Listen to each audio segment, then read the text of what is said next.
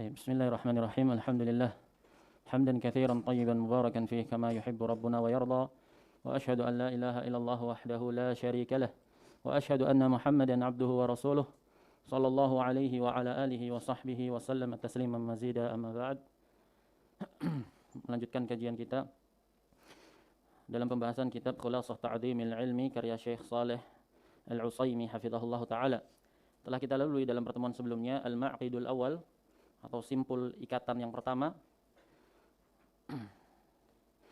yang memotivasi seorang penuntut ilmu untuk dapat meraih tujuan dan maksud dari dituntutnya ilmu itu. Apa simpul yang pertama, Maulana Abu Ibrahim? Ahsan, tadhiru wi'a'il ilmi, membersihkan wadah yang menjadi tempat ilmu itu bersemayam. Apa wadah itu? Wal qalbu, yaitu hati.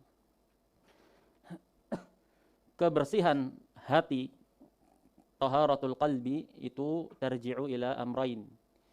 Yang pertama apa Aba Yazid? Itu ini nazar. Taharatuhu min najasati syubuhat. Kebersihan hati tersebut atau kesucian hati tersebut dari kenajisan syubuhat. Dan syubuhat dinamakan dengan syubuhat. Asyabah itu artinya keserupaan. Asyabah di dalam bahasa Arab itu artinya keserupaan. Kenapa dia dinamakan syubuhat? Karena yushbihul haq, karena menyerupai al-haq. Ketika dia menyerupai al-haq, itulah titik bahayanya di situ. Karena kalau batil semua jelas, tidak akan ada orang yang akan menoleh kepadanya. Tapi karena dia ada sedikit keserupaan dengan al-haq, maka jadilah banyak yang terkecoh. Nah, makanya dalam hadis, "Faman ittaqa syubuhati faqad istabara li dinihi wa 'irdihi." Nah, dan kebanyakan manusia itu hampir-hampir tidak mengenalinya. Kenapa? Karena keserupaan dia dengan al-haq. Berikutnya apa? Taharatuhu min najasati syahawat. Dari kenajisan syahwat, karena jiwa itu pasti memiliki syahwat dan condong kepada syahwat. Maka yang dimaukan dari kita adalah bagaimana kita dapat sedemikian rupa untuk membersihkan hati itu tadi, melawan apa yang menjadi kecondongan hati, yaitu syahwat. Baik. Qala al-muallif hafizahullah taala al-ma'qidu tsani, simpul yang kedua. Namanya simpul atau ikatan, itu dia membelenggu seorang talib, mengekang jiwa dan hawa nafsu seorang talib untuk menjadi liar, lepas. Maka dengan simpul-simpul ini kita dapat menahan diri. Karena jalan yang kita lalui ini berat. Banyak sekali halangan dan rintangan. Sedikit sekali yang bisa istimrar, istiqamah sampai ajal menjemput. Al-maqidu tsani ikhlasun niyati fihi, yaitu mengikhlaskan niat fihi, ay pada ilmu, dalam meraih ilmu. Inna ikhlasal a'mali asasu qabuliha. Sesungguhnya ikhlasnya amalan itu adalah pondasi dasar diterimanya suatu amalan. Innamal a'malu binniyat. Hanyalah amalan itu dengan niat. Maksudnya, hanyalah amalan itu diterima makbulnya dengan niat yang ikhlas. Dan ikhlasul a'mal itu wasullamu wusuliha. Dia adalah pijakan tangga untuk meraih atau sampai ke dalam ibadah, wa sullamu wusuliha. Qala ta'ala wa ma umiru illa liya'budullaha mukhlishina lahud-din hunafa. Allah Subhanahu wa taala berfirman menjelaskan wa ma umiru, tidaklah para hamba itu diperintahkan illa liya'budullaha, kecuali hanya untuk beribadah kepada Allah. Dan ini termasuk sighah tekstual balaghah yang memberikan makna hasr. Nafi kemudian didahului dengan itsbat. Tekstualnya negatif, kemudian diakhiri dengan tekstual penetapan yang positif. Ini menunjukkan kepada puncak keindahan gaya bahasa Arab. Dan ini kalamullah. Wa ma umiru illa liya'budullaha, dan tidaklah mereka diperintahkan kecuali agar mereka beribadah kepada Allah. Seperti kalimat tauhid la ilaha illallah. Nafi dulu, la ilaha, tidak ada sesembahan. yang hak, yang berhak untuk diibadahi. Setelah penafian mutlak ini baru didatangkan dengan isbat. Illallah, pengecualian, kecuali Allah. Menunjukkan kesempurnaan penafian. Berbeda, misalkan Anda beri contoh. Allahu ilahun. Allahu ilahun. Allah itu adalah ilah, zat yang disembah. Ini menunjukkan kepada pengakuan kepada Allah apa bukan? Nah, tapi dia tidak menunjukkan kesempurnaan. Kenapa? Karena tidak menunjukkan di sana adanya pembatasan. Allahu ilah. Tapi bisa jadi, ya kan? Kalau mau ditakdirkan, di sana juga ada ilah. Contohnya, tidak ada yang menulis di dalam kelas ini kecuali sultan. Tekstual yang lain, sultan menulis di dalam kelas ini. Berbeda enggak? Yang pertama, sultan menulis di dalam kelas ini. Tekstualnya positif, tidak ada penafian. Menunjukkan bahwasanya sultan sedang menulis. Tapi dia tidak menunjukkan bahwasanya di dalam kelas itu hanya sultan yang menulis. Anda hanya mengabarkan sultan menulis di dalam kelas ini. Bisa jadi yang lain juga nulis. Tapi kalau tekstualnya tidak ada yang nulis di dalam kelas ini kecuali sultan, menafikan semua perbuatan tersebut kecuali dilakukan oleh sultan. Begitu pula lafaz la ilaha illallah. La ilaha illallah. Nah, dalam tekstual ayat ini pun begitu. Wa ma umiru illa liya'budullaha. Dan mereka itu tidak diperintahkan kecuali hanya untuk beribadah kepada Allah. Berbeda dengan tekstualnya misalkan umiru liya'budullah. Mereka diperintahkan untuk beribadah kepada Allah. Mafhumnya bisa jadi mereka diperintahkan juga untuk perkara yang lain yang bukan dalam hal ibadah. Masih ada kemungkinan.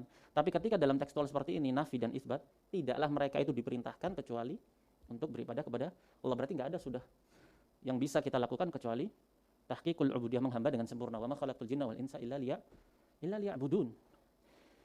Mukhlisin, halnya dalam keadaan mengikhlaskan segala bentuk peribadahan tersebut lahu ad-din. Hunafa, hanif itu adalah segala sesuatu yang condong kepada tauhid, dan benci terhadap kesyirikan. Wa fi sahihain an Umar radhiyallahu anhu, as-sahihain yakni Al-Bukhari dan Muslim. An Umar radhiyallahu anna Rasulullah sallallahu alaihi wasallam qala al-a'malu binniyah. Amalan itu dengan niat. Dalam tekstual ini datang dalam bentuk isbat mutlak. Tidak ada pembatasan di sana. Dikatakan amalan-amalan itu dengan niat, pengkabaran. Tapi dalam tekstual riwayat yang lain, innama al-a'malu binniyat. Pakai innama sebagaimana telah kita lalui adalah adatul hasr, pembatasan. Hanyalah amalan itu dengan niat. Berbeda tekstual dari dua kalimat tersebut. Walikulli imri'in ma nawa, dan setiap orang itu sesuai dengan apa yang dia niatkan. Wa ma sabaqa man sabaqa wa la wasala man wasala minas salafis salihin illa bil ikhlasi lillahi rabbil alamin. Wama, dan tidaklah sabaqa, telah mendahului orang-orang yang telah mendahului dari kita ini. Wala wasala man wasala, dan tidak pula telah sampai dalam derajat yang tinggi orang-orang yang telah sampai dalam derajat tersebut dari kalangan para salafus saleh, di mana nama mereka tertulis dengan tinta emas dalam lembar sejarah sampai terbitnya matahari dari arah tenggelamnya.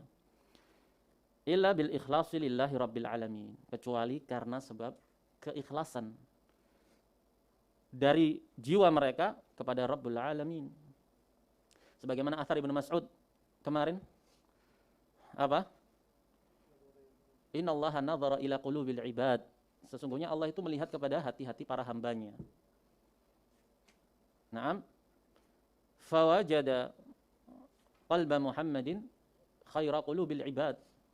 Maka Allah dapati ternyata hatinya Muhammad sallallahu alaihi wasallam itu sebaik-baik hatinya hamba.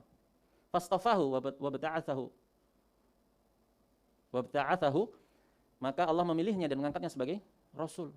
Tsumma nadhara ila qulubil ibad fawajada qulubi ashabihi khaira qulubil ibad. Kemudian Allah lihat hati para sahabatnya, ternyata didapati bahwasanya hati mereka itu sebaik-baik hati para hamba di masa itu. Maka Allah pilih, Allah takdirkan sebagai sahabat yang menemani perjuangan Rasul sallallahu alaihi wasallam. Wa hakadha bil aks. Demikian pula dengan yang sebaliknya. Tidaklah inharafa man inharafa, tidaklah menjadi kemudian menyimpang mereka yang menyimpang setelah mendapat petunjuk, setelah mendapat hidayah. Tidaklah murtad orang yang murtad setelah sebelumnya di atas tauhid. Tidaklah menjadi pelaku kebid'ahan dari para pelaku kebid'ahan. Naam, orang yang sebelumnya gigih di atas sunnah. Naam, kecuali karena sebab mungkin salah satunya adalah rusaknya apa yang ada dalam hatinya berupa ikhlas. Oleh karena itu doa yang sering diucapkan oleh Rasul sallallahu alaihi wasallam, ya muqallibal qulub, tsabbit qalbi ala dinik. Itu Rasul sallallahu alaihi wasallam. Maka bagaimana dengan kita, min babil aula? Makanya senantiasa kita dalam salat ihdinas siratal mustaqim.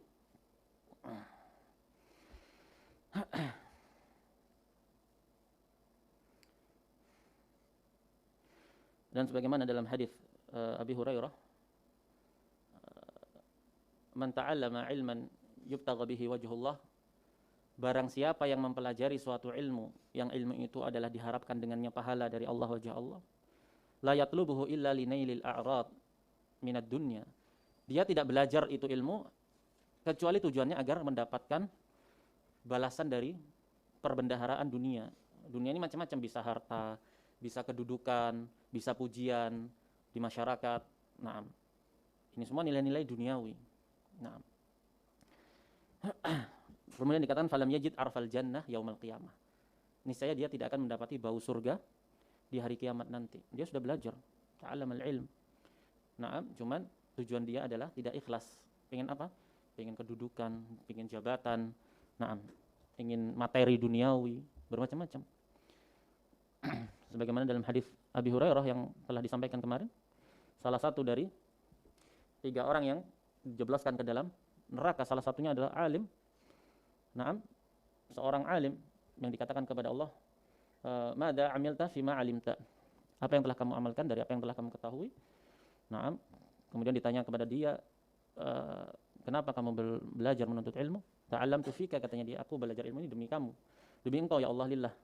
Lalu dikatakan, "Kadzabta, kamu dusta." Naam. "Innama ta'allamta li an yuqal alim." Kamu itu belajar agar bisa dikatakan kamu itu alim. Dan dikatakan waqad qil, dan sungguh telah dikatakan. Maksudnya dia dapat sesuai dengan apa yang dia niatkan di dunia. Dari perbendaharaan dunia. Berupa jabatan, kedudukan, nah, pandangan di masyarakat misalkan. Maka perkara ikhlas itu perkara yang sangat mendesak untuk senantiasa kita lakukan maintenance. Kita lakukan cross check. Qala Abu Bakrin al-Marrudhi. Abu Bakar al-Marrudhi ini adalah sahabat dari Imam Ahmad rahimahullahu ta'ala. Qala Abu Bakrin al-Marrudhi, beliau adalah sahib Imam Ahmad rahimahullah, murid terbaik dari Imam Ahmad. Nama beliau juga Ahmad. Beliaulah yang ditugasi untuk memejamkan mata Imam Ahmad bin Hanbal ketika meninggal. Dan beliau juga yang ditugasi untuk dipercayai dalam wasiatnya Imam Ahmad untuk memandikan jenazah beliau, Abu Bakar al-Marrudhi. Beliau berkata, "Sami'tu rajulan yaqulu li Abi Abdullah," yakni Ahmad bin Hanbal. Al-Marrudhi mengatakan, aku mendengar salah seorang laki-laki berkata kepada Abu Abdullah, kunyah dari Imam Ahmad. Wa dzakara lahu sidqa wal ikhlas. Kemudian orang tadi menyebutkan perkara terkait dengan kejujuran dan keikhlasan. Faqala Abu Abdullah, maka Abu Abdullah yaitu Imam Ahmad mengatakan, bihadzal tafa'al qaum. Karena sebab jujur dan keikhlasannya itulah derajat suatu kaum itu terangkat. Yarfa'illahu alladhina amanu minkum walladhina utul ilma darajat. Wa innama yanalul mar'u al-ilma ala qadri ikhlasihi.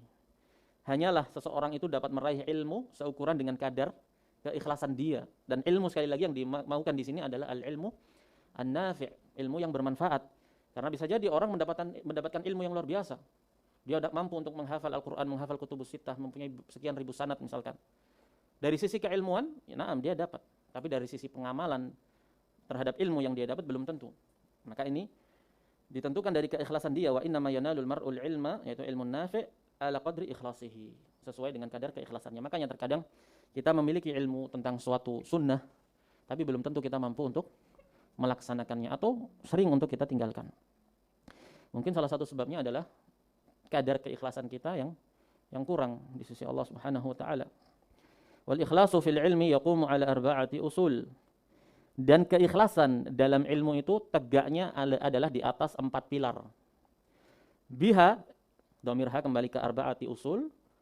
Dengan 4 pilar inilah tatahaqqaqu niyatul ilmi lil muta'allimi idza qasadaha. Dengan 4 pilar ini akan bisa terwujudkan niat ilmu bagi seorang penuntut ilmu dengan syarat apabila dia qasadaha, dia menempuh keempat pilar tersebut.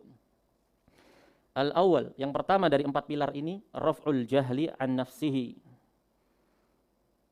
Yang pertama dia niatkan untuk mengangkat kejahilan terhadap dirinya sendiri. Kenapa dia belajar? Karena ana ingin mengangkat kebodohan yang ada pada diri ana. Bita'rifiha, dengan mengenalkan ha, domirnya kembali kepada nafsihi. Bita'rifiha, maksudnya bita'rifi nafsihi, dengan dia memperkenalkan kepada dirinya sendiri ma 'alaiha, apa yang wajib atas dirinya. Dari apa? Minal ubudiyat. Baik, ketika antum berbicara sebagaimana dalam awal-awal pembahasan kitab ini, kita merenungi bahwasanya kita kembali menyadari hakikat perwujudan kita di dunia ini. Naam, bahwasanya hakikat dari perwujudan kita di dunia ini adalah untuk menghambakan diri kepada Allah. Wa ma khalaqtul jinna wal insa illa liya'budun. Baik. Sekarang bagaimana kita bisa ya'budun tadi, mewujudkan misi kita sebagai manusia yang telah Allah ciptakan untuk tujuan itu? Tidak bisa kecuali dengan mempelajarinya.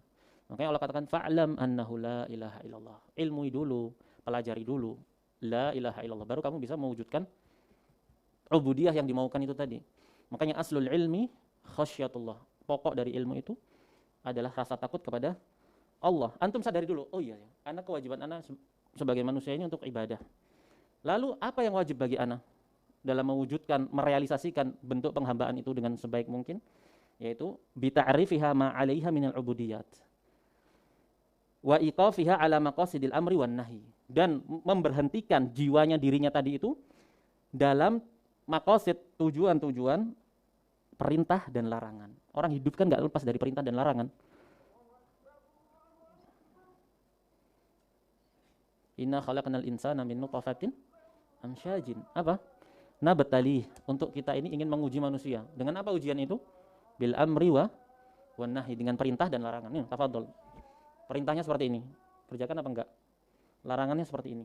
Berhenti apa enggak? Sudah. Itu ujian kita. Atsani raf'ul jahli 'anil khalqi. Yang kedua, setelah dia mengangkat kejahilan dari diri dia sendiri terlebih dahulu, setelah itu baru dia mengangkat kejahilan dari manusia. Dengan apa? Bita'limihim wa irsyadihim lima fihi salahu dunyahum wa akhiratihim. Bagaimana kita mengangkat kejahilan dari umat manusia? Yaitu dengan mengajarkan kepada mereka, memberikan bimbingan kepada mereka terhadap apa-apa yang itu mendatangkan kebaikan bagi dunia mereka maupun akhirat mereka. Makanya dikatakan oleh Ibnul Mubarak, Imam Ahlus Sunnah di zamannya, la a'lamu ba'da nubuwati darajatan afdal min bathil ilmi. Aku enggak tahu satu pun yang lebih afdal derajatnya setelah derajat kenabian. Pangkat nabi ini kan paling tinggi sudah. Nah, di antara semua umat manusia loh, jenis manusia, level tertingginya siapa? Nabi. Nah, katanya Ibnul Mubarak, aku enggak tahu ada yang lebih afdal setelah derajat pangkat kenabian tadi kecuali bathul ilmi, yaitu menyebarkan ilmu. Jadi antum di sini belajar, sedang menjalani masa-masa tolab pembelajaran. Pertama untuk raf'ul jahl, kedua untuk kelak antum dapat mengajarkannya kepada orang lain. Nah, as-salits, yang ketiga dari pilar-pilar apa? Dari pilar-pilar keikhlasan, yaitu ihya'ul ilmi wa hifdzuhu minadh dhaya'. Menghidupkan ilmu tadi, syiar-syiar agama. Syiar-syiar ilmu itu dihidupkan. Syiar-syiar talabul ilmi, simbol-simbol talabul ilmi itu dihidupkan, diviralkan. Dan juga menjaganya dari dhaya', dari tersia-siakan. Menjaga ilmu dari tersia-siakan. Ar-rabi' al-'amalu bil ilm. Yang keempat yaitu mengamalkan apa yang telah dia ilmui. Insyaallah rinciannya kita bahas di pertemuan berikutnya besok terkait 4 pilar ini. Kita cukupkan sampai di sini. Naktafi bihadzal qadar. Subhanakallahumma wa bihamdika asyhadu an la ilaha illa anta astaghfiruka wa atubu ilaik.